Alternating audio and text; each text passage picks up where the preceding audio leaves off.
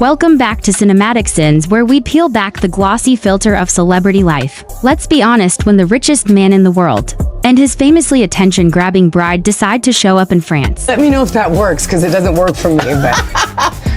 What are your memories of Extra? I have the best memories. It was one of my first jobs out of college. I got to travel the world. So I literally went out of the country for the first time with Extra. You grew up humbly. Very humble. I never felt like I was lacking for anything. And dusted off for display, their getaway was supposed to be aspirational, a celebration of wealth, power, and love post-wedding. But what unfolded looked more like the fashion equivalent of a PR panic attack. From the moment they stepped out in the city of light, the internet was lit not with admiration, but with concern, amusement, and a collective gasp of what are they wearing? Lauren's choice of sheer fabrics, laced corsets, and gothic glamour in the middle of summer was perplexing to say the least. Instead of soft Mediterranean elegance, we got structured corsetry in the form of black lace that looked like it was plucked from a Victorian funeral home and reimagined by someone with an Instagram sponsorship. To maintain, and poor Jeff tried to keep up in his usual monochrome button-downs, but ended up looking more like her security guard than her husband. Fashion is subjective, sure, but context matters, and in the sunny streets of Paris, the city of linen silks and effortless tailoring, their outfits stood out for all the wrong reasons. Lauren's fashion selections felt like a mood board where every image screamed, "Look at me." But none of them agreed on how it should be done. One moment she's in a sheer leopard print dress paired with sky-high platforms. The next she's in what could only be described as funeral couture, oversized sunglasses, black gloves, and a cold shoulder in more ways than one. Critics were quick to pounce with headlines describing her wardrobe as better suited for a funeral than a getaway.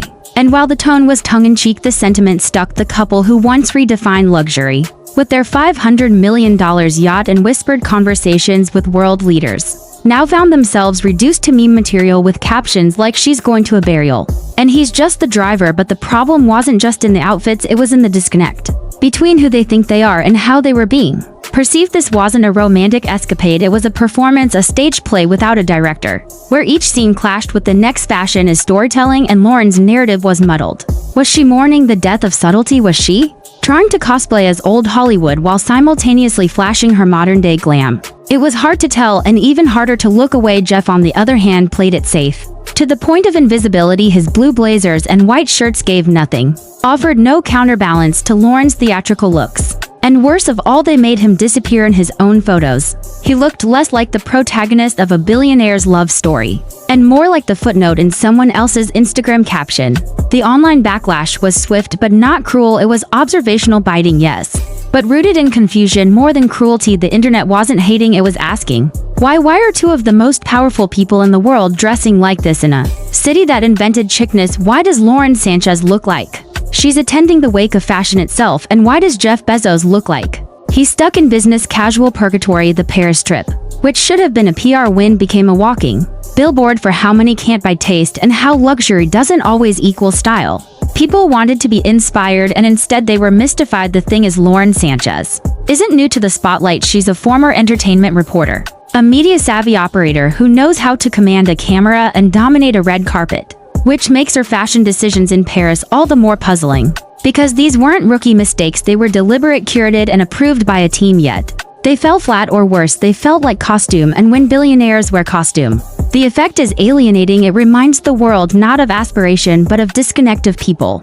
trying to wear a lifestyle rather than live it. And fashion, when done right, is an extension of self, not an exaggeration of status. Their French fashion escapade could have been iconic, a masterclass in modern wealth and timeless elegance. Instead, it became a case study in how too much of everything results in nothing memorable for the right reasons. Even their accessories became symbols of excess. Without coherence, Lauren's bags, shoes, and jewelry clashed in tone and texture, while Jeff's aviators and sneakers gave the impression of a man who packed in 5 minutes for a month-long trip. Curated fashion has its place, but when the curation starts looking like desperation, the audience tunes out. This wasn't just a fashion misstep, it was a branding blunder. In real time, and in a world where every appearance is content and every outfit is a headline, you can't afford to look this confused. Especially not in Paris, especially not when the whole world is watching. You'd think that after the headlines, the memes, and the endless think pieces about whether Lauren Sanchez was dressed for a romantic European getaway, Or a vampire-themed gala in daylight, someone from their inner circle would step in and whisper a gentle no into her ear, but no, the outfits got bolder, the colors darker, the vibe more surreal. As if someone said, let's double down on drama, and the result was a carousel of fashion choices that left even seasoned style commentators unsure whether to laugh, gasp, or stage an intervention. Paris isn't just any backdrop. It's the fashion capital of the world, a place where style is cultural currency, and subtle sophistication is worshipped like religion, and yet here came Lauren stomping through the arrondissements in what can only be described as sheer chaos, not just in fabric but in intention. When she wore the full-length lace ensemble with black undergarments clearly visible, it felt less like a fashion statement and more like a challenge to every rule in the book about elegance and appropriateness during a summer vacation in France. Yes, fashion should be fearless, but this wasn't fearless, this was theatrical without a plot. And if Jeff Bezos was meant to play the straight man in this high-stakes visual comedy, he did so with the enthusiasm of someone waiting for his Uber back to earth. This isn't to say that Lauren isn't beautiful or that Jeff doesn't clean up well. In fact, that's what makes this all so strange. They're both photogenic, powerful, wealthy, with access to the best stylists, designers, and advisors money can buy, and yet what we saw during that Paris getaway was not the embodiment of wealth but the unraveling of taste. Their appearances felt more like cosplay than couture. Jeff's outfits were Extra stick around for my most revealing photo shoot ever.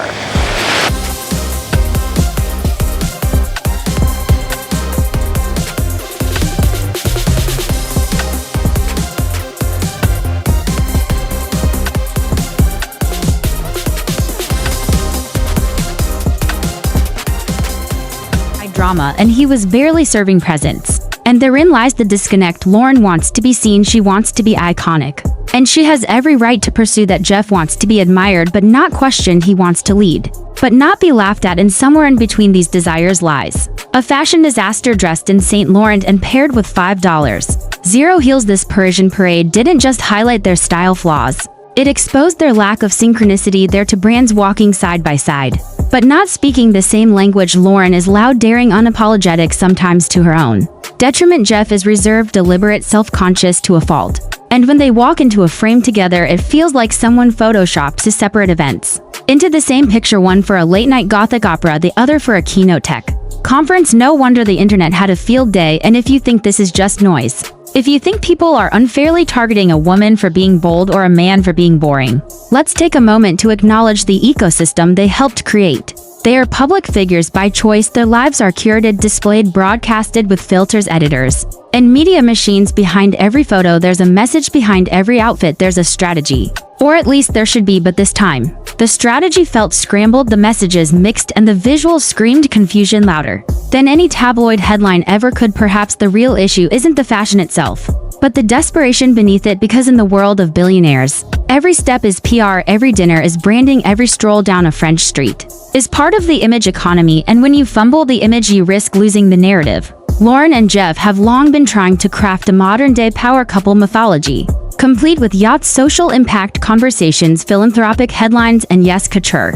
But Paris stripped that illusion bare. It reminded everyone that money buys access, but not authenticity, that high fashion without high self-awareness turns into high comedy, that the line between icon and meme is thinner than a lace gown on a humid July day. Their fashion choices weren't just misguided, they were tone-deaf in a city that worships restraint and reverence. They came with spectacle, and instead of commanding the room, they made it flinch. Lauren's style could have made her the next great fashion matriarch, a blend of sensual power and couture mastery. Instead, she looked like a Halloween costume designer given an unlimited budget. And no brief. Jeff could have leaned into timeless European menswear, embraced the elegance of linen suits and rich textures. Instead, he looked like he was prepping for a board meeting at Best Buy while holding a latte from a mid-tier cafe. This was supposed to be their moment, a post-wedding re-entry into the world that said, we are married, we are untouchable, we are aspirational. But what it actually said was, we are confused, we are clashing, and we are very, very online. And in the age of aesthetic currency, being very online isn't a compliment, it's a cautionary tale. $110 million to 40 grantees that are helping combat homelessness. And, you know, you think of the word homelessness, you're like, what is that? It's for temporary homelessness, and these are for families that are experiencing temporary homelessness. There was this gentleman named Ron, right? He's providing for his family. His wife got cancer, and she unfortunately passed away. and he lost his job, he lost his house. He was sleeping in a car with his 4-year-old daughter. Astronomer's chief people officer known behind the scenes as the fixer cold composed calculating.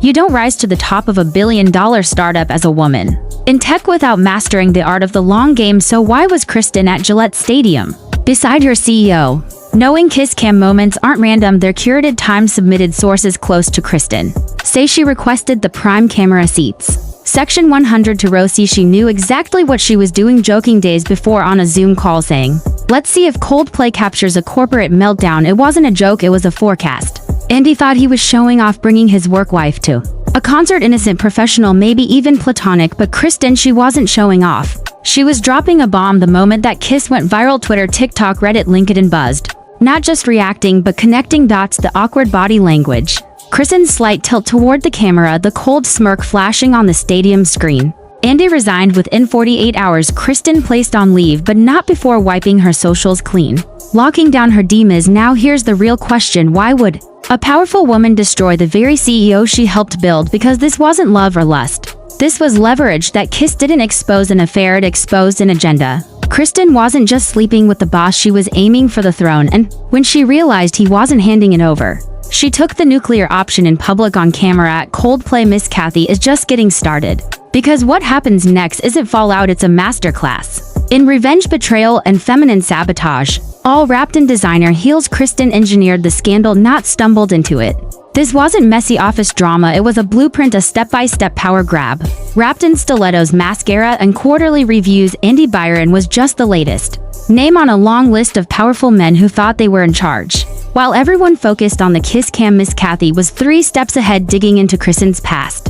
The real story started in early 2024 when Kristen joined Astronomer as chief people officer, the public face, HR-savvy reputation queen. Insiders say she walked into the boardroom like she already owned the building. At the first exec meeting, she took the chair next to Andy, never moving. It looked like loyalty, alignment, strategy. But by quarter two, whispers started swirling. Was she too close to the CEO? Why was she reviewing equity packages alone with him? Why did Andy cancel board prep calls but always make time for Kristen? An employee Aaron told Miss Kathy 3 months before Coldplay, Kristen held an all-hands HR meeting saying some get promoted by merit, others just need better lighting. A cryptic warning to executive assistants. Resigned quietly in April. Allegedly pushed out for seeing too many private lunches between Andy and Kristen. Kristen started controlling PR communications, even rewriting Andy's speeches. At one point, she sat in on investor calls. Despite no financial oversight, people thought romance. Miss Kathy knew it was a takeover. Andy, the tech nerd, former cyber exec, was out of his depth.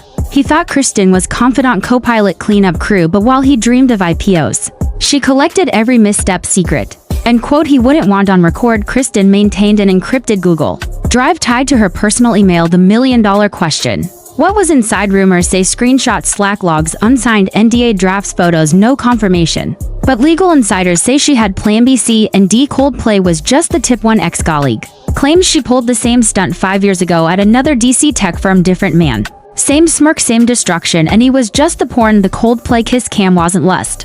It was a power move aimed not at the public but at a woman 10 times more dangerous. His boardroom rival. Kristen risked everything: her title, reputation, LinkedIn legacy for a kiss, because it wasn't risk, it was a trigger. The explosion was meant to take down someone else. There was tension inside Astronomer long before stadium lights. Kristen locked in Cold War months with a female exec board member, former investor, who blocked Kristen's elevation to coup. Reason: too emotional, too close to Andy, too risky.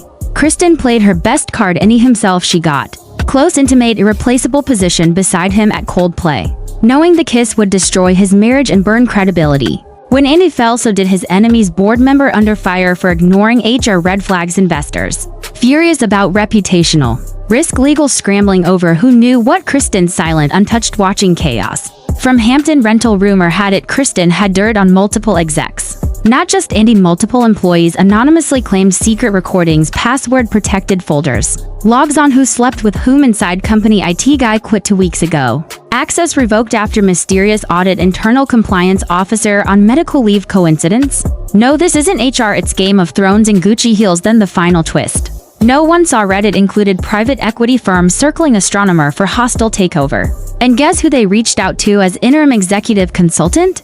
Kristen Kat, the same woman who kissed the CEO out of a job, might become the face of the company. From mistress to mogul, from scandal to strategy, from kiss cam to seat at the table.